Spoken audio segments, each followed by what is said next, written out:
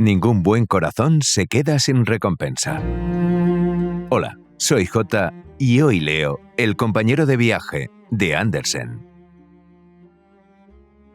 El pobre Juan estaba muy triste, pues su padre se hallaba enfermo e iba a morir. No había más que ellos dos en la reducida habitación. La lámpara de la mesa estaba próxima a extinguirse y llegaba la noche. «Has sido un buen hijo, Juan», dijo el doliente padre, «y Dios te ayudará por los caminos del mundo». Le dirigió una mirada tierna y grave, respiró profundamente y expiró. Se habría dicho que dormía.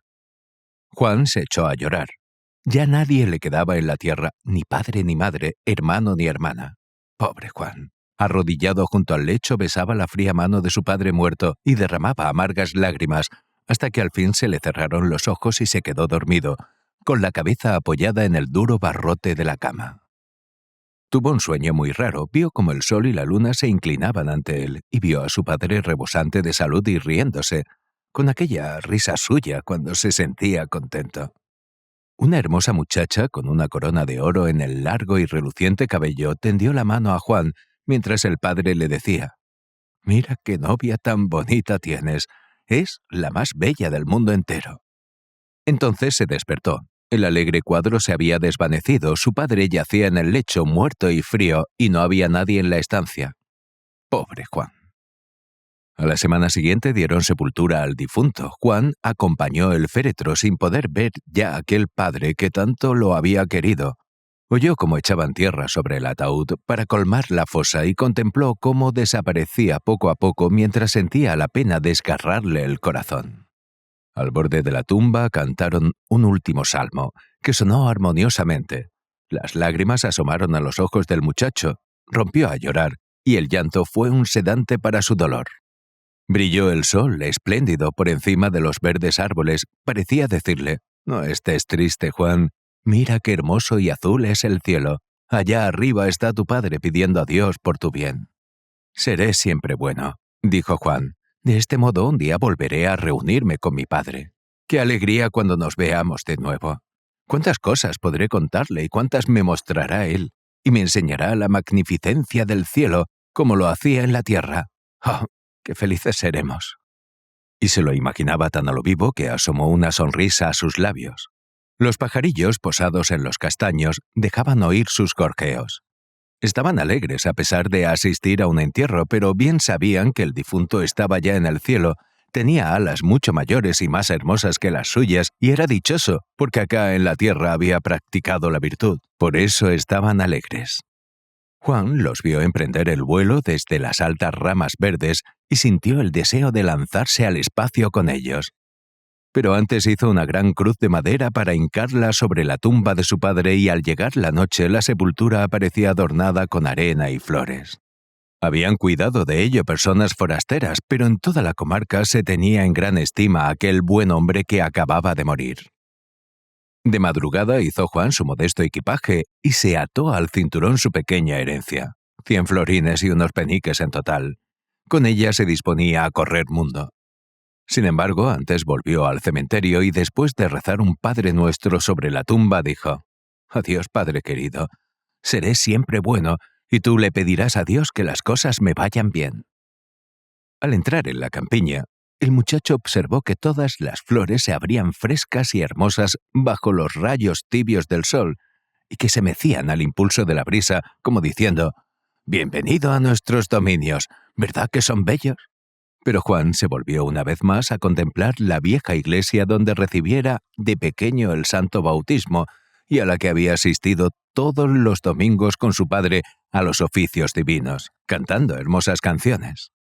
En lo alto del campanario vio, en una abertura, al duende del templo de pie con su pequeña gorra roja y resguardándose el rostro con el brazo de los rayos del sol que le daban en los ojos. Juan le dijo adiós con una inclinación de cabeza. El duendecillo agitó la gorra colorada y, poniéndose una mano sobre el corazón, con la otra le envió muchos besos para darle a entender que le deseaba un viaje muy feliz y mucho bien. Pensó entonces Juan en las bellezas que vería en el amplio mundo y siguió su camino mucho más allá de donde llegara jamás. No conocía los lugares por los que pasaba ni las personas con quienes se encontraba. Todo era nuevo para él. La primera noche hubo de dormir sobre un montón de heno en pleno campo. Otro lecho no había. Pero era muy cómodo, pensó. El propio rey no estaría mejor. Toda la campiña, con el río, la pila de hierba y el cielo encima, formaban un hermoso dormitorio. La verde hierba, salpicada de florecillas blancas y coloradas, hacía de alfombra. Las lilas y rosales silvestres eran otros tantos ramilletes naturales, y para lavabo tenía todo el río de agua limpia y fresca, con los juncos y cañas que se inclinaban como para darle las buenas noches y los buenos días. La luna era una lámpara soberbia, colgada allá arriba en el techo infinito, una lámpara con cuyo fuego no había miedo de que se encendieran las cortinas. Juan podía dormir tranquilo, y así lo hizo, no despertándose hasta que salió el sol y todas las avecillas de los contornos rompieron a cantar. «¡Buenos días, buenos días! ¿No te has levantado aún?» Tocaban las campanas llamando a la iglesia, pues era domingo. Las gentes iban a escuchar al predicador, y Juan fue con ellas. Las acompañó en el canto de los sagrados himnos y oyó la voz del Señor. Le parecía estar en la iglesia donde había sido bautizado y donde había cantado los salmos al lado de su padre. En el cementerio contiguo al templo había muchas tumbas, algunas de ellas cubiertas de alta hierba. Entonces pensó Juan en la de su padre, y se dijo que con el tiempo presentaría también aquel aspecto, ya que él no estaría allí para limpiarla y adornarla. Se sentó, pues, en el suelo, y se puso a arrancar la hierba y a enderezar las cruces caídas, volviendo a sus lugares las coronas arrastradas por el viento, mientras pensaba, «Tal vez alguien haga lo mismo en la tumba de mi padre, ya que no puedo hacerlo yo». Ante la puerta de la iglesia había un mendigo anciano que se sostenía en sus muletas. Juan le dio los peniques que guardaba en su bolso y luego prosiguió su viaje por el ancho mundo contento y feliz. Al caer la tarde, el tiempo se puso horrible y nuestro mozo se dio prisa en buscar un cobijo, pero no tardó en cerrar la noche oscura. Finalmente, llegó a una pequeña iglesia que se levantaba en lo alto de una colina. Por suerte, la puerta estaba solo entornada y pudo entrar. Su intención era permanecer allí hasta que la tempestad hubiera pasado. «Me sentaré en un rincón», dijo. «Estoy muy cansado y necesito reposo». Se sentó, pues, juntó las manos para rezar su oración vespertina, y antes de que pudiera darse cuenta, se quedó profundamente dormido y transportado al mundo de los sueños, mientras en el exterior fulguraban los relámpagos y retumbaban los truenos. Se despertó a medianoche. La tormenta había cesado y la luna brillaba en el firmamento, enviando sus rayos de plata a través de las ventanas. En el centro del templo había un féretro abierto con un difunto, esperando la hora de recibir sepultura. Juan no era temeroso ni mucho menos. Nada le reprochaba su conciencia y sabía perfectamente que los muertos no hacen mal a nadie. Los vivos son los perversos, los que practican el mal. Mas he aquí que dos individuos de esta clase estaban junto al difunto depositado en el templo antes de ser confiado a la tierra. Se proponían cometer con él una fechoría, arrancarlo del ataúd y arrojarlo fuera de la iglesia.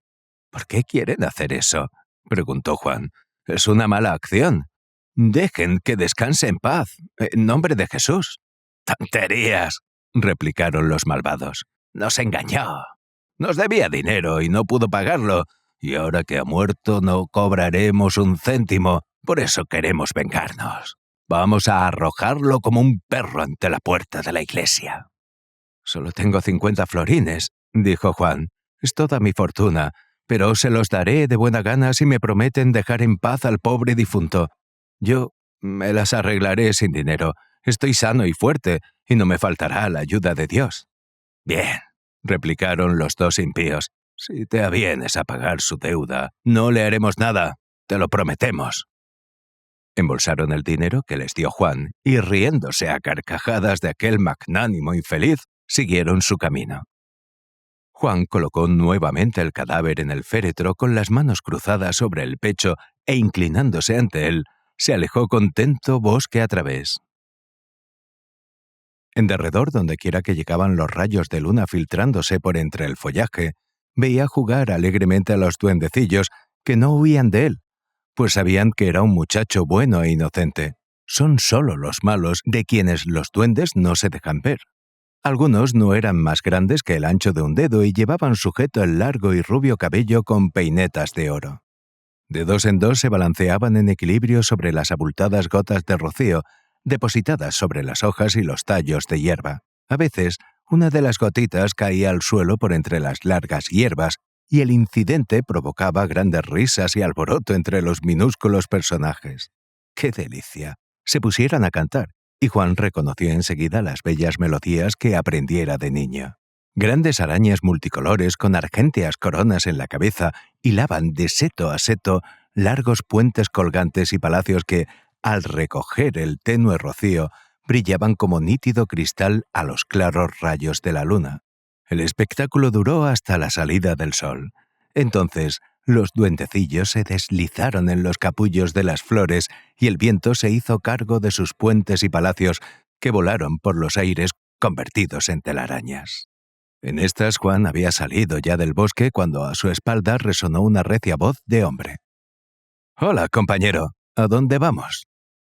«Por esos mundos de Dios», respondió Juan. «No tengo padre ni madre y soy pobre, pero Dios me ayudará». «También yo voy a correr mundo», dijo el forastero. «¿Quieres que lo hagamos en compañía?» «Bueno», asistió Juan y siguieron juntos.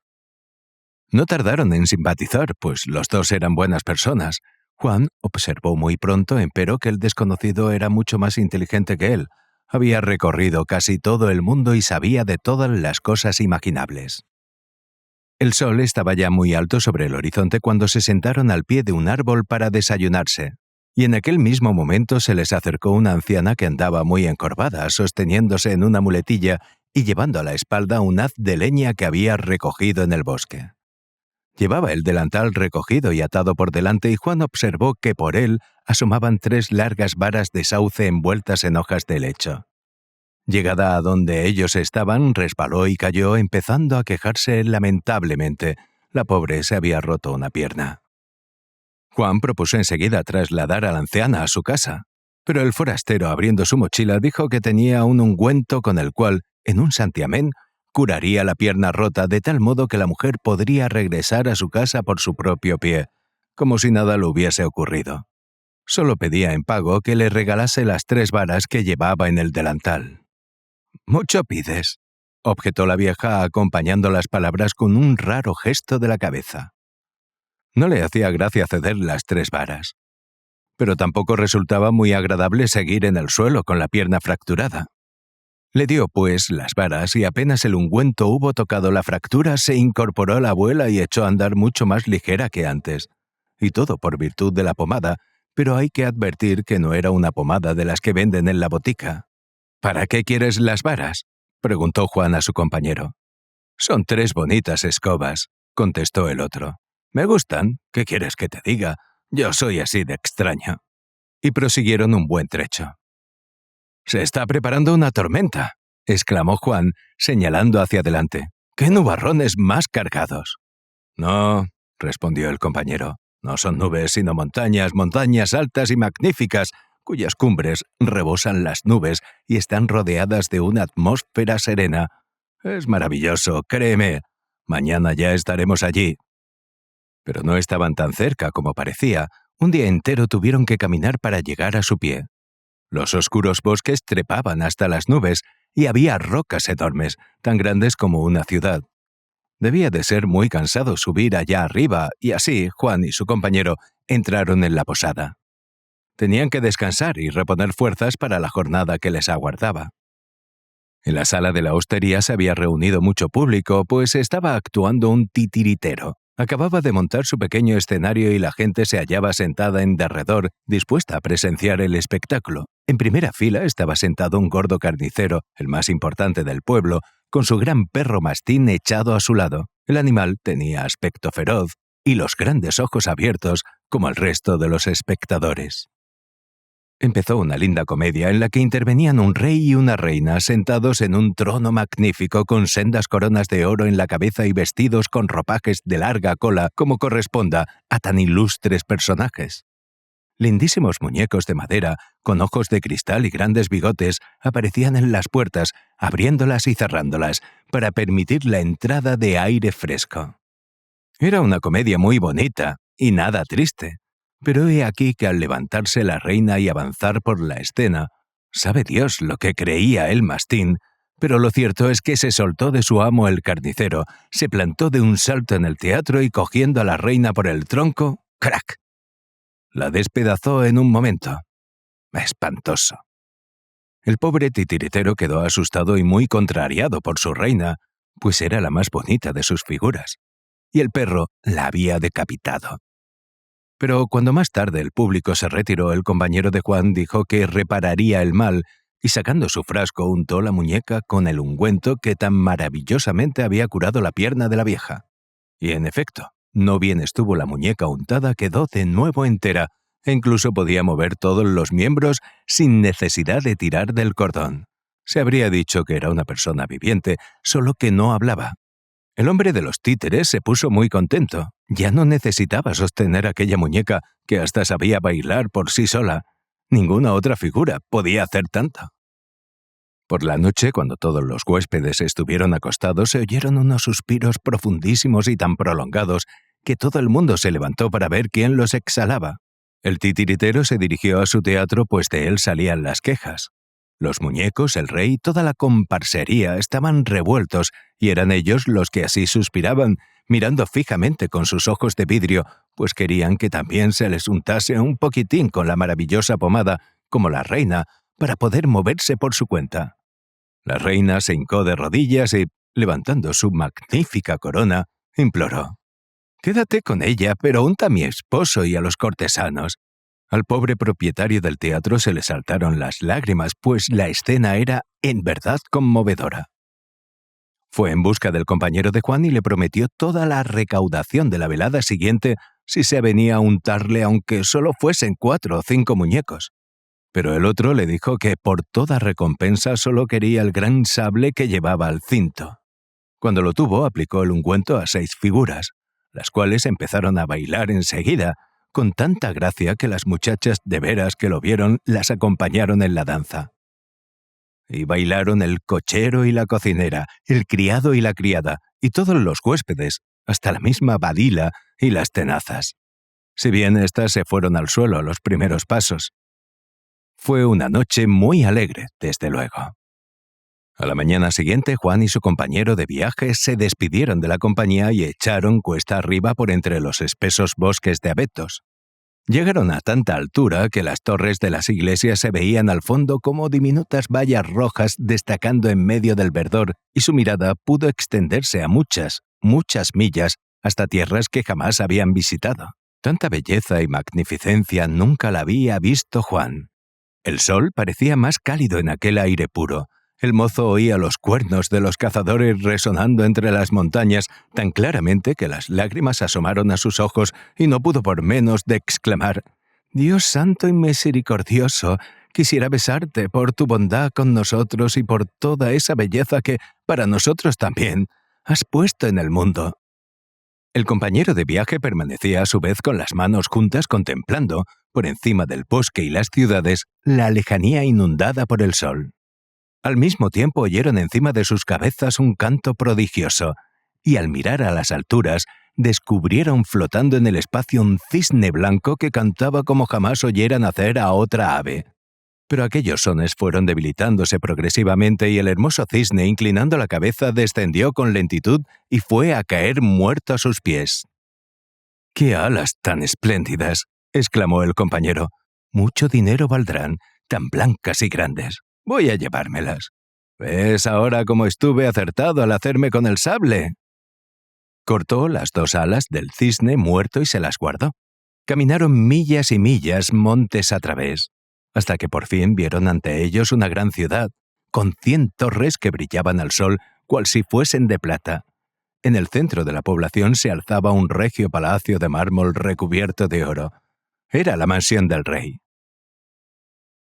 Juan y su compañero no quisieron entrar enseguida en la ciudad, sino que se quedaron fuera en una posada para asearse, pues querían tener buen aspecto al andar por las calles.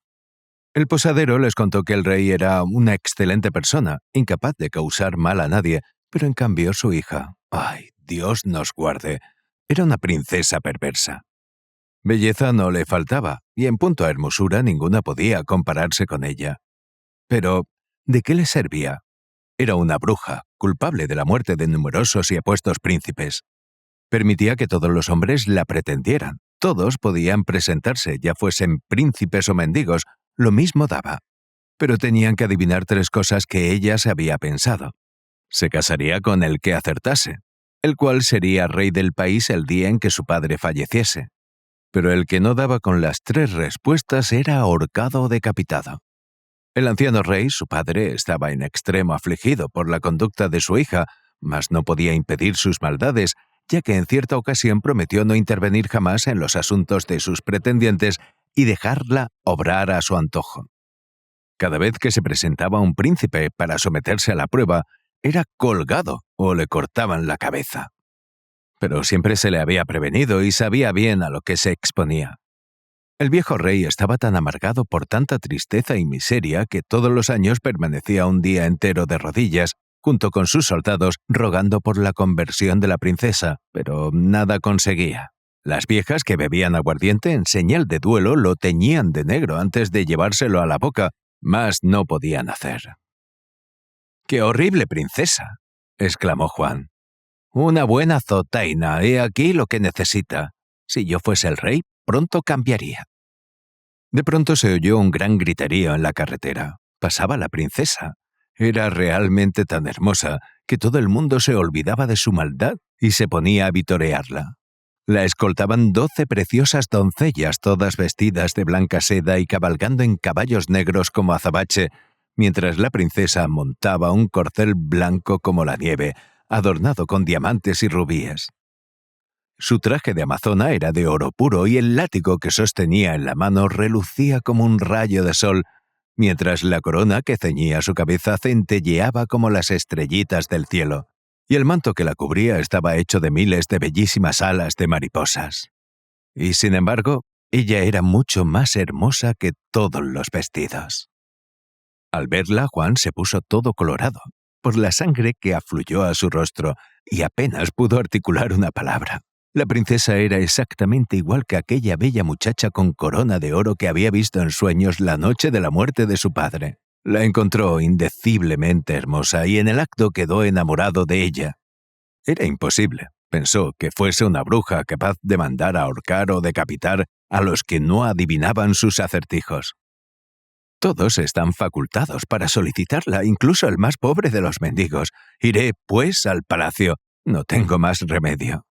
Todos insistieron en que no lo hiciese, pues sin duda correría la suerte de los otros. También su compañero de ruta trató de disuadirlo, pero Juan, seguro de que todo se resolvería bien, se cepilló los zapatos y la chaqueta, se lavó la cara y las manos, se peinó el bonito cabello rubio y se encaminó a la ciudad y al palacio. «¡Adelante!», gritó el anciano rey al llamar Juan a la puerta. La abrió el mozo y el soberano salió a recibirlo en bata de noche y zapatillas bordadas. Llevaba en la cabeza la corona de oro, en una mano el cetro y en la otra el globo imperial. «Un momento», dijo, poniéndose el globo debajo del brazo para poder alargar la mano a Juan. Pero no bien supo que se trataba de un pretendiente, prorrumpió a llorar con tal violencia que cetro y globo le cayeron al suelo y hubo de secarse los ojos con la bata de dormir. «Pobre viejo rey». «No lo intentes», le dijo. «Acabarás malamente como los demás. Ven y verás lo que te espera». Y condujo a Juan al jardín de recreo de la princesa. Horrible espectáculo. De cada árbol colgaban 3 o 4 príncipes que, habiendo solicitado a la hija del rey, no habían acertado a contestar sus preguntas. A cada ráfaga de viento matraqueaban los esqueletos, por lo que los pájaros asustados nunca acudían al jardín. Las flores estaban atadas a huesos humanos y en las macetas los cráneos exhibían su risa macabra. «Extraño jardín para una princesa». «Ya lo ves», dijo el rey. «Te espera la misma suerte que a todos esos. Mejor es que renuncies. Me haría sufrir mucho, pues no puedo soportar estos horrores».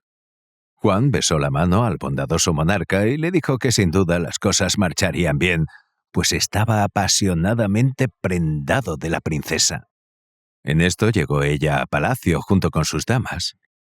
El rey y Juan fueron a su encuentro, a darle los buenos días. Era maravilloso mirarla. Tendió la mano al mozo y éste quedó mucho más persuadido aún de que no podía tratarse de una perversa hechicera, como sostenía la gente. Pasaron luego a la sala del piso superior y los criados sirvieron confituras y pastas secas, pero el rey estaba tan afligido que no pudo probar nada, además de que las pastas eran demasiado duras para sus dientes. Se convino en que Juan volvería a palacio a la mañana siguiente. Los jueces y todo el consejo estarían reunidos para presenciar la marcha del proceso.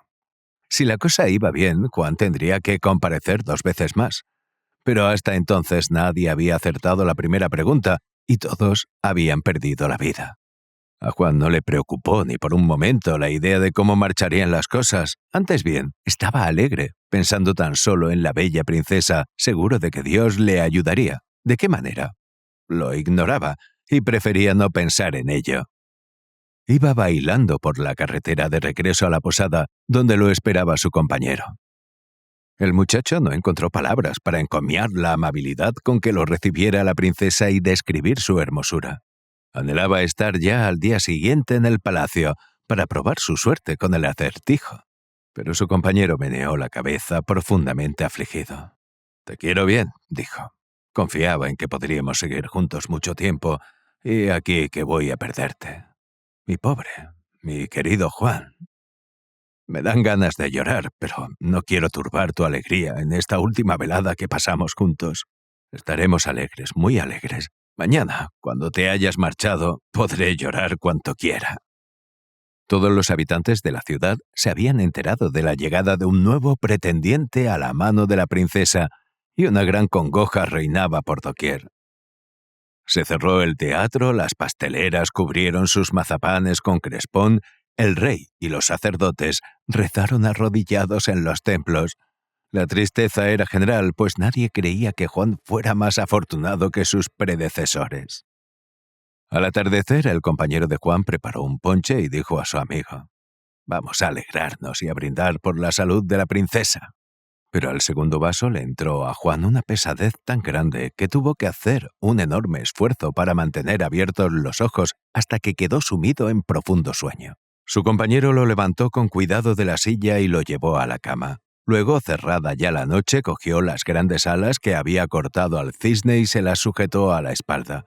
Se metió en el bolsillo la más grande de las varas recibidas de la vieja de la pierna rota, abrió la ventana y, echando a volar por encima de la ciudad, se dirigió al palacio. Allí se posó en un rincón, bajo la ventana del aposento de la princesa. En la ciudad reinaba el más profundo silencio. Dieron las 12 menos cuarto en el reloj, se abrió la ventana y la princesa salió volando, envuelta en un largo manto blanco y con alas negras, alejándose en dirección a una alta montaña. El compañero de Juan se hizo invisible para que la doncella no pudiese notar su presencia y se lanzó en su persecución. Cuando la alcanzó, se puso a azotarla con su vara con tanta fuerza que la sangre fluía de su piel. ¡Qué viajecito! El viento extendía el manto en todas direcciones, a modo de una gran vela de barco a cuyo través brillaba la luz de la luna. «¡Qué manera de granizar!», exclamaba la princesa a cada azote, y bien empleado le estaba. Finalmente llegó a la montaña y llamó.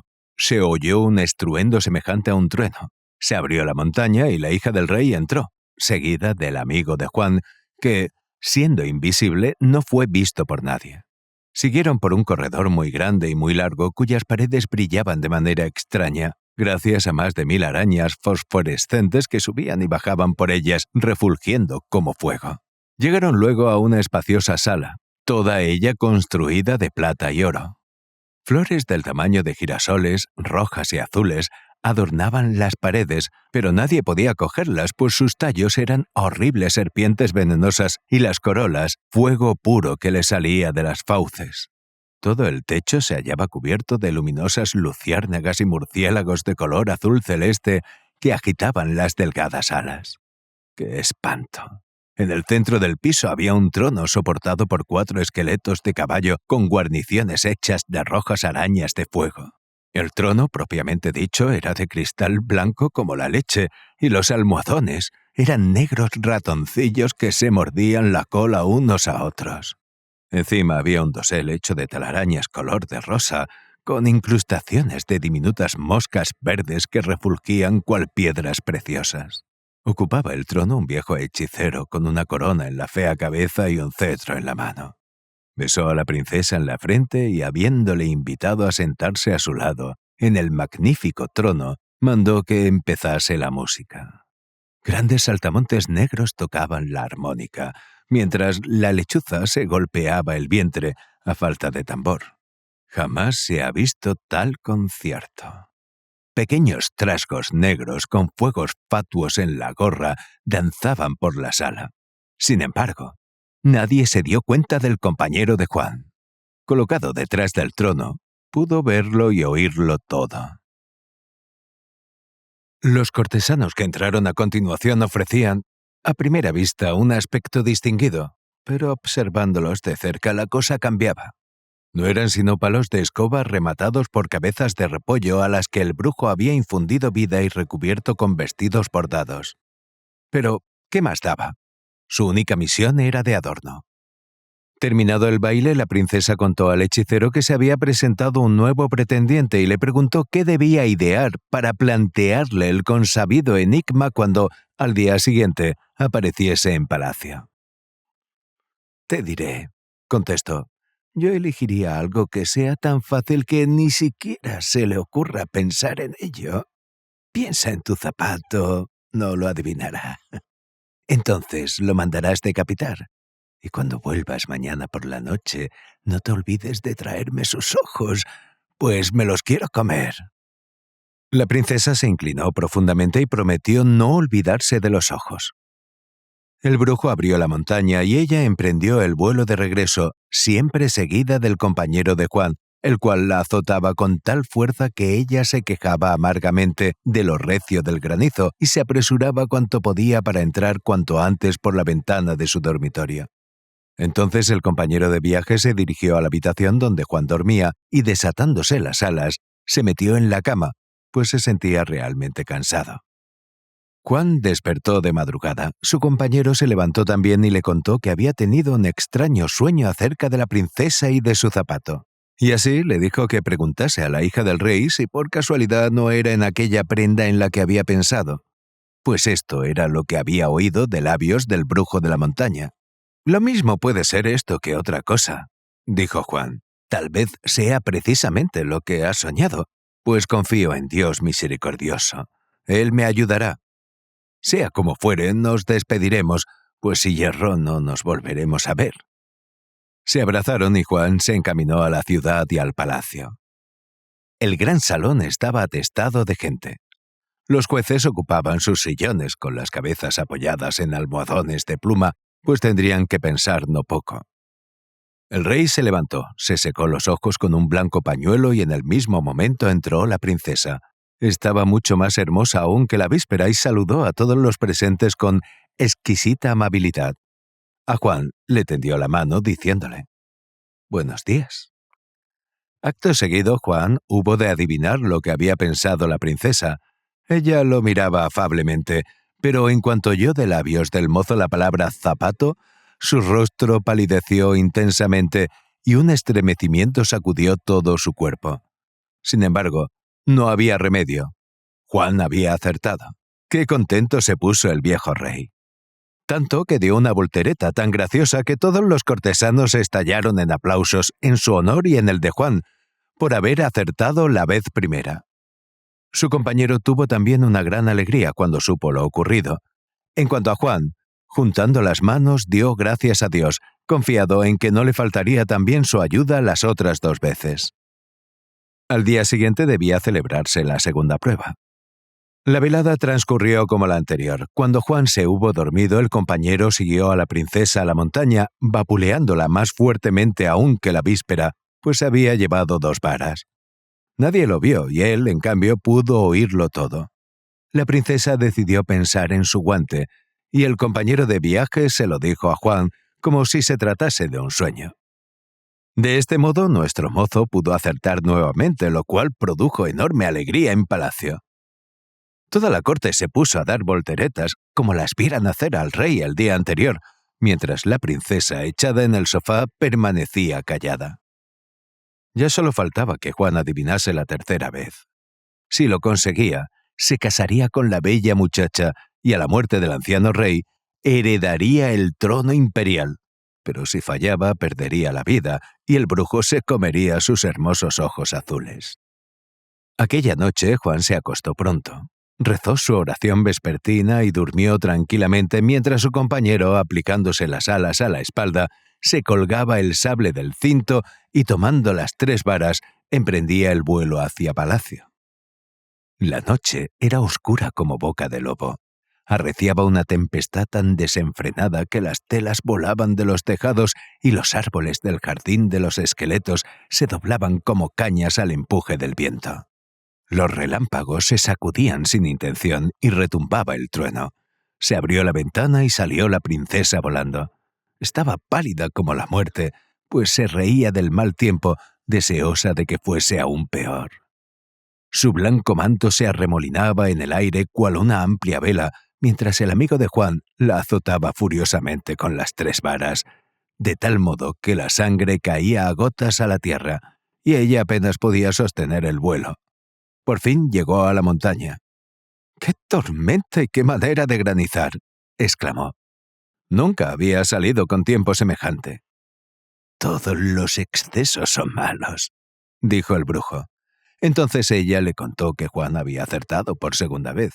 Si al día siguiente acertaba también, habría ganado, y ella no podría volver nunca más a la montaña ni repetir aquellas artes mágicas.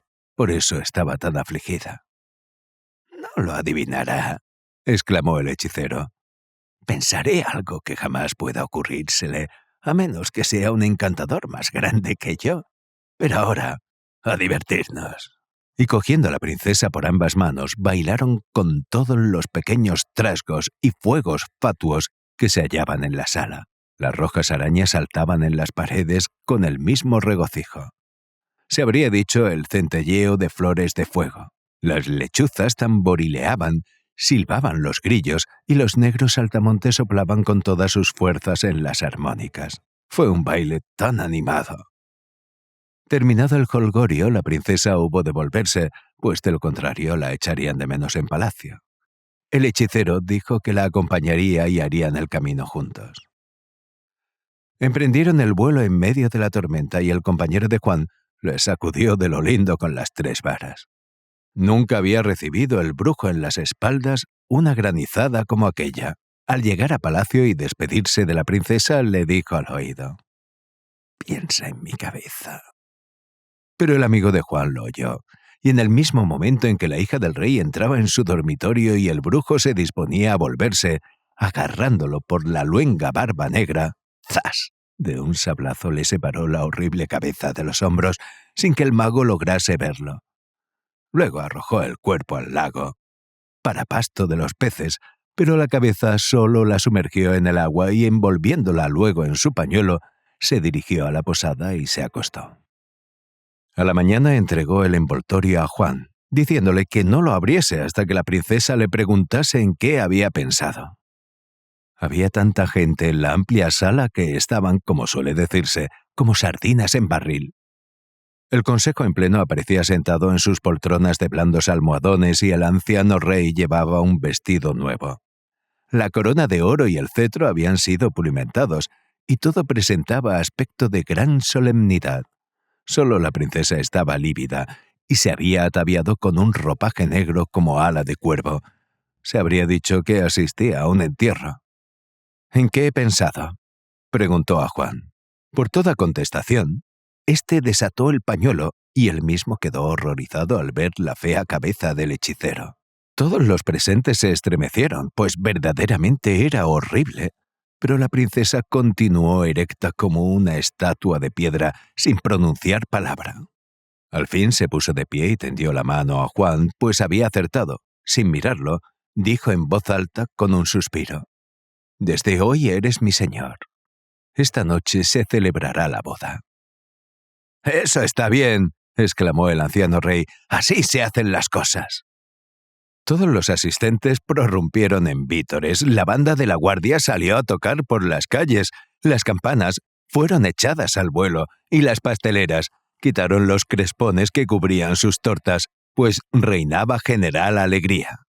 Pusieron en el centro de la plaza del mercado 3 bueyes asados, rellenos de patos y pollos, y cada cual fue autorizado a cortarse una tajada. De las fuentes fluyó vino dulce, y el que compraba una rosca en la panadería era obsequiado con 6 grandes bollos, de pasas, además. Al atardecer se iluminó toda la ciudad y los soldados dispararon salvas con los cañones, mientras los muchachos soltaban petardos. En el palacio se comía y bebía, todo eran saltos y empujones, y los caballeros distinguidos bailaban con las bellas señoritas. De lejos se les oía cantar. «Cuánta linda muchachita que gusta bailar como torno de hilar. Gira, gira, doncellita, salta y baila sin parar, hasta que la suela del zapato se vaya a soltar». Sin embargo, la princesa seguía aún embrujada y no podía sufrir a Juan. Pero el compañero de viaje no había olvidado este detalle y dio a Juan 3 plumas de las alas del cisne y una botellita que contenía unas gotas, diciéndole que mandase colocar junto a la cama de la princesa un gran barril lleno de agua y que cuando ella se dispusiera a acostarse, le diese un empujoncito de manera que se cayese al agua, en la cual la sumergería por 3 veces, después de haberle echado las plumas y las gotas. Con esto quedaría desencantada y se enamoraría de él. Juan lo hizo tal y como su compañero le había indicado. La princesa dio grandes gritos al zambullirse en el agua y agitó las manos, adquiriendo la figura de un enorme cisne negro de ojos centelleantes. A la segunda zambullida salió el cisne blanco con solo un aro negro en el cuello. Juan dirigió una plegaria a Dios, nuevamente sumergió el ave en el agua y en el mismo instante quedó convertida en la hermosísima princesa. Era todavía más bella que antes, y con lágrimas en los maravillosos ojos le dio las gracias por haberla librado de su hechizo. A la mañana siguiente se presentó el anciano rey con toda su corte y las felicitaciones se prolongaron hasta muy avanzado el día. El primero en llegar fue el compañero de viaje, con un bastón en la mano y el hato a la espalda. Juan lo abrazó repetidamente y le pidió que no se marchase, sino que se quedase a su lado, pues a él debía toda su felicidad. Pero el otro, meneando la cabeza, le respondió con dulzura. «No, mi hora ha sonado. No hice sino pagar mi deuda. ¿Te acuerdas de aquel muerto con quien quisieron cebarse aquellos malvados? Diste cuanto tenías para que pudiese descansar en paz en su tumba. Pues aquel muerto soy yo». Y en el mismo momento desapareció. La boda se prolongó un mes entero. Juan y la princesa se amaban entrañablemente, y el anciano rey vio aún muchos días felices en los que pudo sentar a sus nietecitos sobre sus rodillas y jugar con ellos con el cetro.